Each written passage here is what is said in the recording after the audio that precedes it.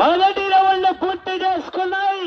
250 అడుగుల చురాన్ని దొడ్డిగడ్డి తిరుమలేశి గారి ఇట్ల జత 1 నిమిషంలో పూర్తి చేసుకొని ప్రస్తుతానికి మొదటి స్థానంలో కొనసాగుతున్నటువంటి ఎం నాగయ్య గారి ఎట్ల జత కన్నా మొదటి రౌండ్ లో 10 సెకండ్లు వెనకబడి కొనసాగుతున్నాయి. డ్రాలో 7వ జత శ్రీ మల్లికార్జున స్వామి ఆశీస్సులతో గోపాలకృష్ణ గారు పెద్దనగర గ్రామం చిన్నబావి మండలం ఫ్రం వనపర్తి జిల్లా వారు సిద్ధంగా ఉండవలసిందిగా విజ్ఞప్తి చేస్తున్నాం.